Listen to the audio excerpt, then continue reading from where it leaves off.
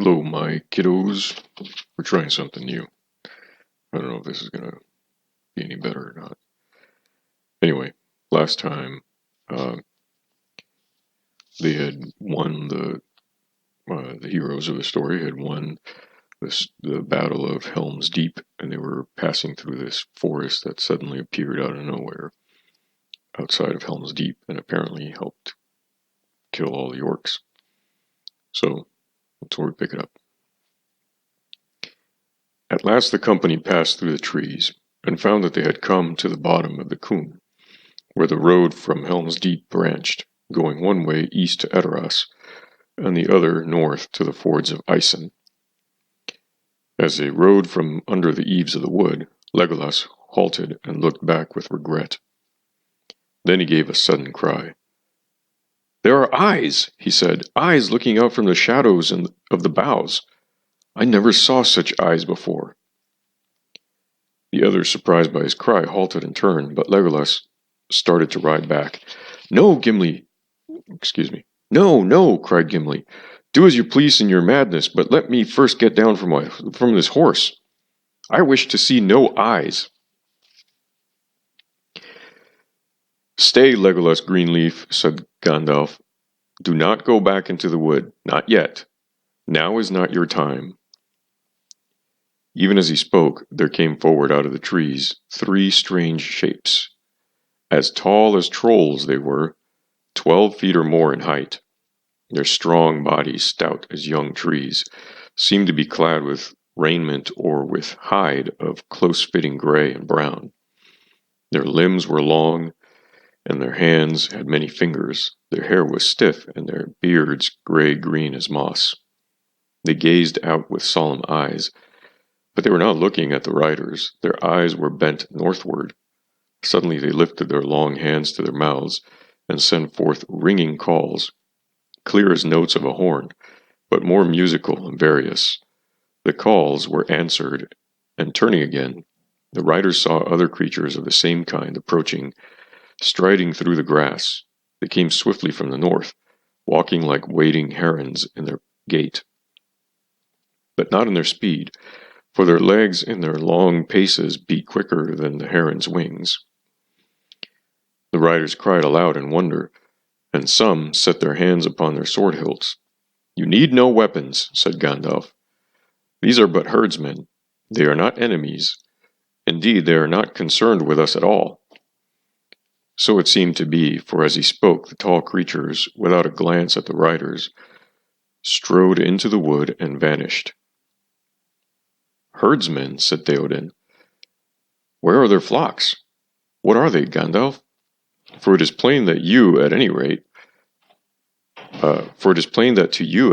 they are not strange." "They are the shepherds of the trees," answered Gandalf. "Is it so long since you listened to tales by the fireside? There are children in your land who, out of the twisted threads of story, could pick up the answer to your question. You have seen Ents, O king, Ents out of Fangorn forest, which in your tongue they call the Entwood. Did you think that the name was given only in idle fancy? Nay, Theoden, it is otherwise.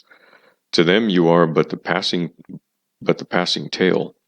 All the years from Errol the young to Theoden the old are of little count to them, and all the deeds of your house but a small matter." The king was silent. "Ents," he said at length. "Out of the shadows of legend I begin a little to understand the marvel of the trees, I think. I have lived to see strange days. Long we have tended our beasts in our fields, built our houses, wrought our tools, or ridden away to help in the wars of Minas Tirith. And that we called life of men the way of the world. We cared little for what lay beyond the borders of our land. Songs we have that tell of these things, but we are forgetting them, teaching them only to children as a careless custom. And now the songs have come down among us out of strange places and walk visible under the sun."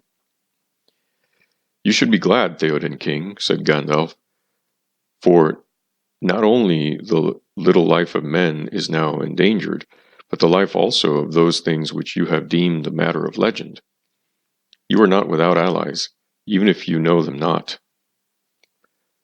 Yet also I should be sad, said Theoden, for however the fortune of war shall go, may it not so end that much that was fair and wonderful shall pass for ever out of Middle-earth?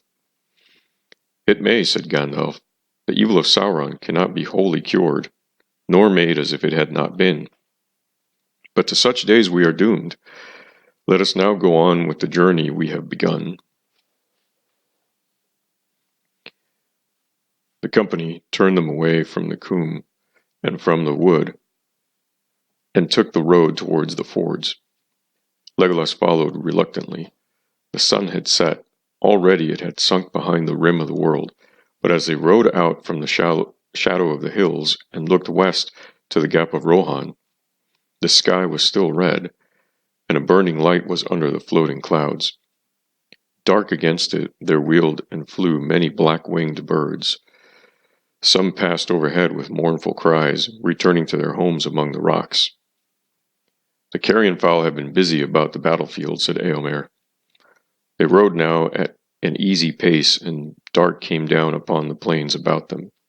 The slow moon mounted, now waxing towards the full, and in its cold silver light the swelling grasslands rose and fell like a wide grey sea. They had ridden for some 4 hours, with the branching of the roads, when they drew near to the fords. Long slopes ran swiftly down to where the river spread its stony shoals between high grassy terraces. Borne upon the wind, they heard the howling of wolves. Their hearts were heavy, remembering the many men that had fallen in battle in this place. The road dipped between rising turf banks, carving its way through the terraces of the river's edge, and up again upon the further side. There were 3 lines of flat stepping stones across the stream, and between them fords for horses that went from either brink to a bare eyot in the mist.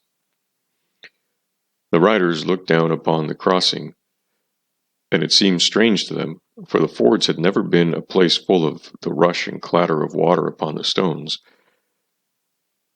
I said that backwards. For the fords had ever been a place full of the rush and clatter of water upon the stones, but now they were silent. The beds of the stream were almost dry, a bare waste of shingles and grey sand. This has become a dreary place, said Eomer. What sickness has befallen the river? Many fair things Saruman has destroyed. Has he devoured the springs of Isen too? So it would seem, said Gandalf. Alas, said Theoden, must we pass this way where the carrion beasts devour so many good riders of the mark? This is our way, said Gandalf.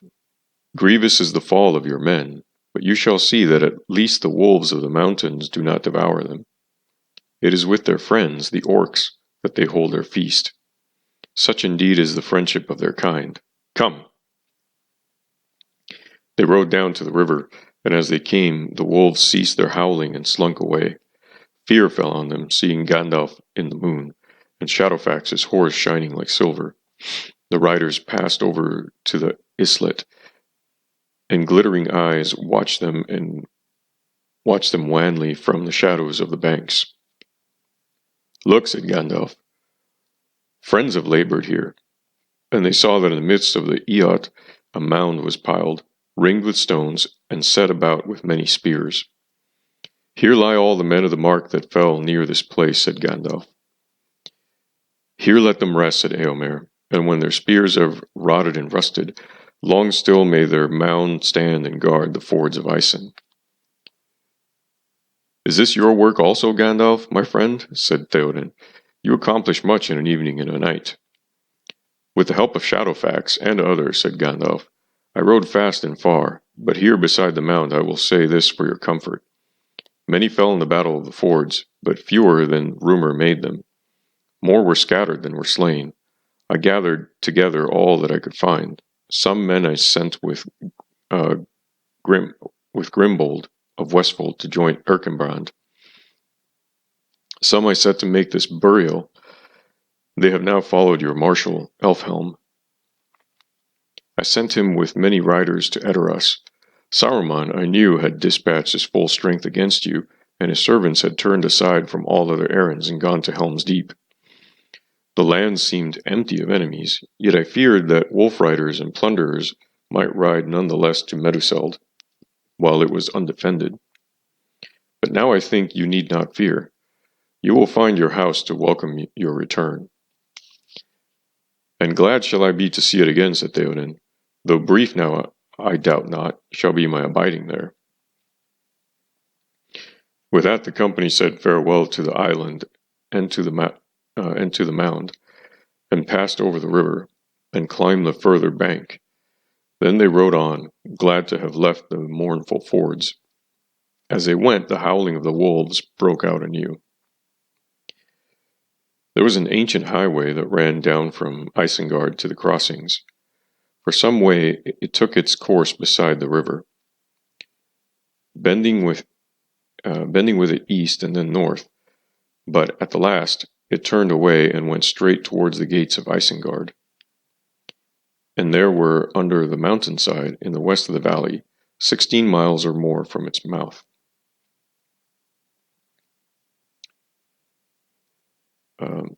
This road they followed, but they did not ride upon it, for the ground beside it was firm and level, covered for many miles about with short, springing turf. They rode now more swiftly, and by midnight the fords were nearly 5 leagues behind. Then they halted, ending the night's journey, for the king was weary. They were come to the feet of the misty mountains, and the long arms of Nan Curonir stretched down to meet them. Dark lay the vale before them, for the moon had passed into the west, and its light was hidden by the hills. But out of the deep shadow of the dale rose a vast spire of smoke and vapor.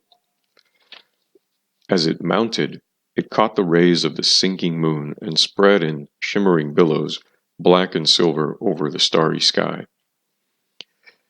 "What do you think of that, Gandalf?" asked Aragorn. "One would say that all the wizard's vale was burning." "There is ever a fume above that valley in these days," said Eomer, "but I have never seen aught like this before. These are steams rather than smokes. Saruman is brewing some devilry to greet us. Maybe he is boiling all the waters of the Isen, and that's why the river runs dry." "Maybe he is," said Gandalf. "Tomorrow we shall learn what he is doing. Now let us rest for a while if we can." They camped beside the bed of the Isen River. It was still silent and empty. Some of them slept a little, but late in the night the watchmen cried out, and all awoke. The moon was gone, stars were shining above, but over the ground there crept a darkness blacker than night. On both sides of the river it rolled towards them, going northward. "Stay where you are," said Gandalf. "Draw no weapons. Wait, and it will pass you by." A mist gathering about them. Above them a few stars still glimmered faintly, but on either side there arose walls of impenetrable gloom. They were in a narrow lane between moving towers of shadow. Voices they heard, whisperings and groanings, an endless rustling sigh. The earth shook under them. Long it seemed to them that they sat and were afraid, but at last the darkness and the rumor passed and vanished between the mountain's arms.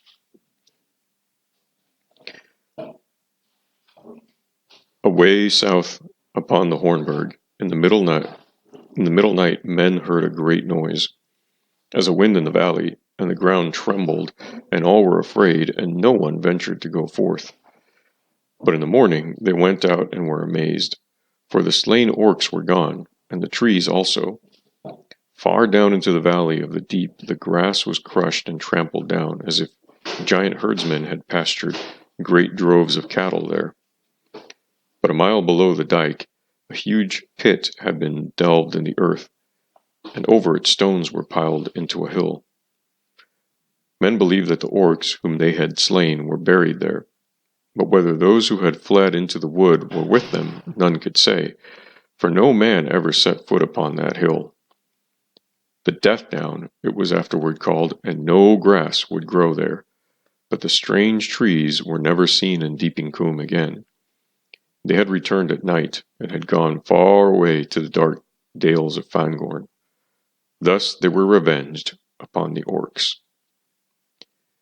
The king and his company slept no more that night, but they saw and heard no other strange thing, save one.